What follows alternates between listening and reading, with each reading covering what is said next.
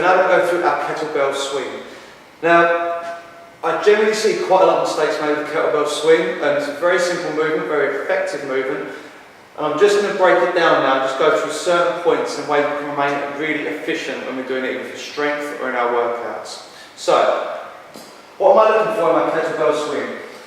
I take the kettlebell from my hip and I drive that kettlebell overhead and finish in my overhead position. Now, if I do that from side on, again, I take the kettlebell to my hip, I drive the kettlebell overhead into my finished position. Now, when we're doing this in workouts, we can do this one of two ways. I can either take that kettlebell completely out and around overhead, okay, or I can keep the kettlebell relatively close and punch through in the top position. So I'm just going to do a couple of swings now on each, just so you can see the difference. I'll do the swing where the kettlebell comes out in front of me first. So it comes out and round, or I can keep it relatively close and punch through into that overhead position. The second variant of that, where we keep it relatively close and punch through, is actually a quicker way to perform the kettlebell swing when we're doing workouts. So if I'm doing that workout, I can get a lot more work done in a shorter period of time.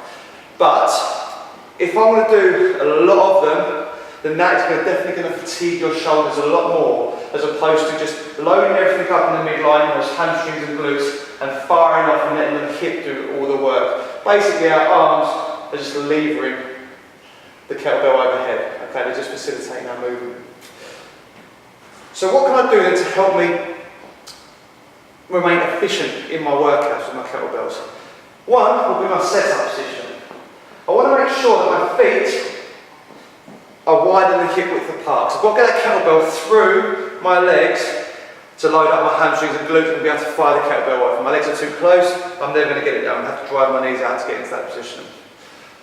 So if I get that position now, all I'm basically doing is going soft dropping my hips slightly, forcing my backside back, keeping my hamstrings and glutes engaged.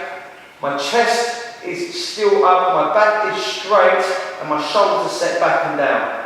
My weight is on the heels, and I'm basically going to fire my hip off, driving that kettlebell up and overhead, and all the work is done by me loading up these hamstrings and glutes and firing it off my hip.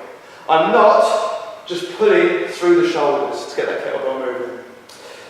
So, if I'm in a position where the kettlebell is pulling through the front, like so, notice how the kettlebell is quite high. I've not gone too deep into that position. If my wrists make contact with my groin as I come down to this position, that means I'm in a good place. If my forearms make contact, it means I've come too deep into that bottom position, and now I'm going to load up my back. So that's the first point, or the second point, sorry. The first point will be making sure we've got tension in the hamstrings and glutes. The second point will be making sure the wrists make contact with the groin as we pull to the bottom of that swing, and not our forearms, okay? My shoulders are back and down, and they're locked there the whole time. And this remains solid the whole time. My torso is solid. I'm not rounding at any point, yeah? To get the momentum of the swing, I can do one of two things. I can either just pick the kettlebell up, take a little swing, and then go, or I can take the kettlebell from the floor, but actually be out of reach. So, if the kettlebell is in front of me here, I'm literally, the kettlebell is going to be out of reach, everything is engaged, I sweep the kettlebell back, bring the weight onto my heels, down in my launch position, and then I can go straight into my first swing. What I don't want to do, in a position I don't want to find myself in, would be in this sort of position here. I've driven my knees in front, I'm now massively quad dominant, okay? I've got no tension in my hamstrings and glutes, and my back will start feeling the brunt of this. So basically, it will start pulling me round. Remember the position I want to be in, setting my head back and down, sitting my butt back, keeping the tension here. So if I demonstrate a poor position and a good position, you should see the difference, okay? So the poor position would be here, where I've got to do a lot of work through my shoulders. A good position will be where I can do all the work from the hamstrings and the glutes, firing that hip off.